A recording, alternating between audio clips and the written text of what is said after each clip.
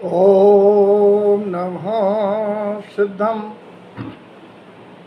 आज आपके साथ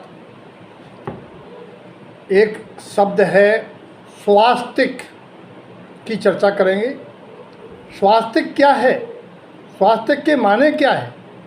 स्वास्तिक शब्द 3 वर्णों से बना है, स्वा, अस्ति और का। जैसे कल्याणक में क अक्षर कल्याण करने वाला, ऐसे ही स्वास्तिक में का माने कल्याणकारी, स्व माने मेरा, अस्ति माने हो, मेरा कल्याण हो, मेरा कल्याण हो। इस भावना से स्वास्तिक बनाया जाता है। जो बनाया जाता है उसका आकार होता है। जिसका आकार होता है वह मूर्तिक द्रव्य है, और मैं अमूर्तिक जीव द्रव्य हूँ। जीव द्रव्य का कल्याण दूसरा मूर्तिक पुद्गल द्रव्य नहीं कर सकता है, कोई द्रव्य नहीं कर सकता है। एक द्रव्य का दूसरे द्रव्य का कुछ नहीं कर सकता है। तो फिर स्वास्तिक हमारा कल्याण कैसे करेगा? स्वास्तिक जो चिन्ह है, विशेष शुभ चिन्ह है, मंगल चिन्ह है, मंगल द्रव्य है, ये कल्याण नहीं करता है। कल्याण कराने वाला जीव का स्वयं का भाव है, जो भाव स्वास्तिक बनाते समय रहता है। अगर स्वास्तिक बनाते समय जो चर्चा में आएगा ऐसा भाव है, तो वो स्वास्तिक चिन्ह हमारे लिए मंगल करणहारा है। तो यहाँ स्वास्तिक के लिए वो चिन्ह नहीं है, भावना है। क्योंकि कर्म का शुभ फल देने वाला, पुण्य अनुकूलता देने वाला, या अशुभ फल देने वाला, प्रतिकूलता देने वाला कोई क्रिया नहीं है, कोई अन्न पदार्थ नहीं है, कोई रूपी पदार्थ नहीं है, कोई भाषा नहीं है, कोई मन नहीं है। उसका जीव का अपना विभाव भाव में शुभ भाव और अशुभ भाव है। जीव के शुभ भावों के निमित्त से पुण्य का आश्रव, और अशुभ भावों के निमित्त से पाप का आश्रव होता है, ये आप भली भांति जानते हैं। तो स्वास्तिक बनाते समय कैसा भाव आवे? सबसे पहले तो स्वास्तिक बनाने के लिए दाहिने हाथ का उपयोग हो, और दाहिने हाथ में भी अंगूठा और तर्जनी का उपयोग नहीं होता है। क्योंकि ये पांचों अंगुलियां अंगूठे सहित ये 5 तत्वों के प्रतीक हैं। अंगूठा अग्नि तत्व का प्रतीक है, तर्जनी वायु तत्व का प्रतीक है, मध्यमा आकाश तत्व का प्रतीक है, अनामिका पृथ्वी तत्व का प्रतीक है, कनिष्ठा जल तत्व का प्रतीक है। इन प्रतीकों से, तत्वों से बहुत वैज्ञानिक विधि से काफ़ी रोगों का निदान होता है। यद्यपि वो विषय अलग है। यहाँ कितना कहूँगा कि किन तत्वों को से हमारा कल्याणकार होगा। यद्यपि 5 तत्वों से निर्मित स्कंद शरीर होता है। 5 तत्व जो परमाणु रूप हैं, सदाकाल रहते हैं, शुद्ध हैं, उनके और जीव के विभाव से निर्मित शरीर होता है। नामकरण की नौक्रम की रचना होती है। तो यहाँ 2 अंगुलियों अंगूठा और तर्जनी को छोड़कर अनामिका मध्यमा के माध्यम से रोली चंदन को लेकर के ये स्वास्तिक बनाया जाता है। और स्वास्तिक बनाने में सबसे पहले एक लाइन खींची जाती है, ऊर्ध्वाधर लाइन।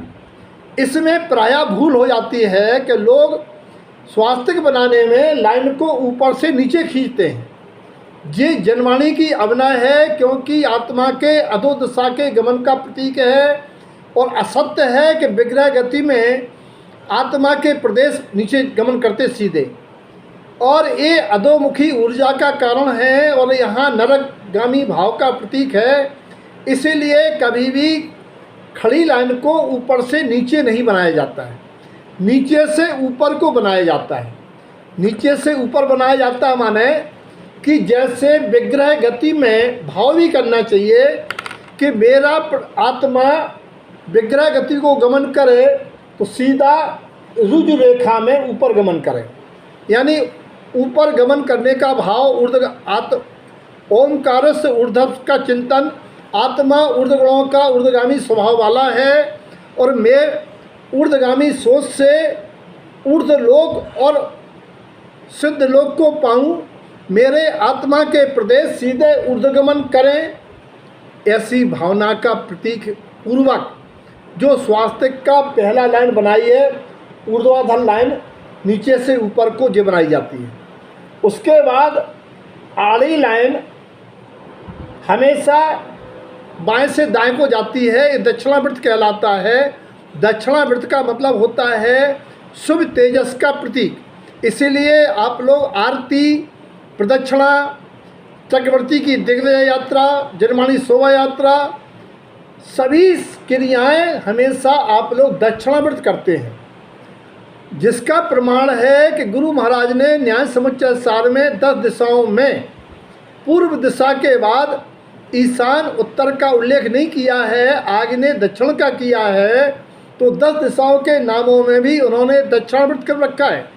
इसीलिए ये लाइन हमें हमेशा अशुभ से हटके, मेरी अशुभ भाव से हटके शुभ परिणति हो, इसका ऐसी भावना पूर्वक आड़ी लाइन खींचें।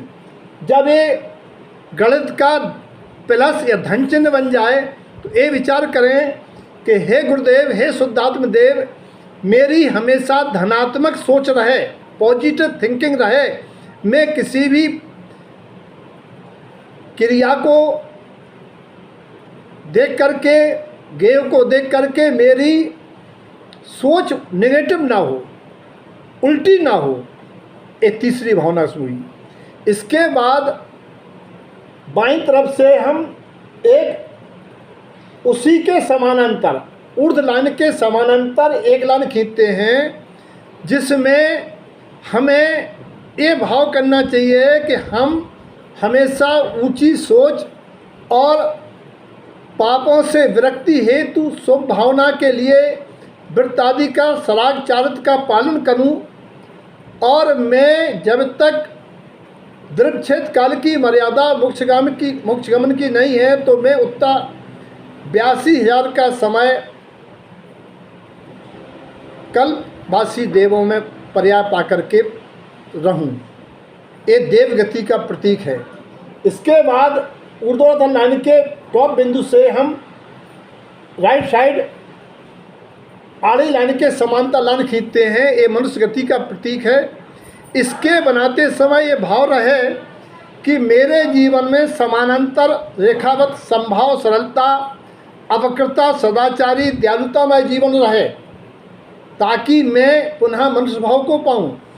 और इसके बाद आड़ी रेखा के अंतिम बिंदु से नीचे की ओर जब जाए तो ये भाव करना है कि मेरे भाव कभी अधो भाव ना हो, नीचे के भाव ना हो, हमारी हिंसानंदी आदि पापानंद मग्नता ना हो, हमारे ऋष्याकृष्ण ना हो, हमारे संकलेश भाव ना आए, हमसे किसी का हित ना हो, ताकि हमें नीचे की लाइन नरक गति का वाचक है वो ना हो। और इसके बाद पड़ी लाइन के सबसे नीचे बिंदु से बाईं तरफ जाने की लाइन एक त्रियंच गति का वाचक है, जिसमें ये विचार किया जाता है कि मैं कभी बाईं तरफ जाने वाला, यानी सत से असत की ओर मिथ्यात्व की परिणति ना हो और हमारे अशुभ तेजस ना हो, हम कभी बाएं दाएं करने वाले कपटता, क्रूरता, कुटिलता का कार्य ना करूं, ताकि हमें ये सबसे निकृष्ट चारों गतियों में नरक गति से भी निकृष्ट त्रियंच गति का बंध ना हो। इस प्रकार से ये सातिया बना, अधूरा बना है। इसमें आगे स्वास्तिक बनाते समय हम क्या करें ताकि हमारा इन 4 गतियों से छुटकारा मिले, तब ये स्वास्तिक पूरा बनेगा। शेष चर्चा आगामी समय में।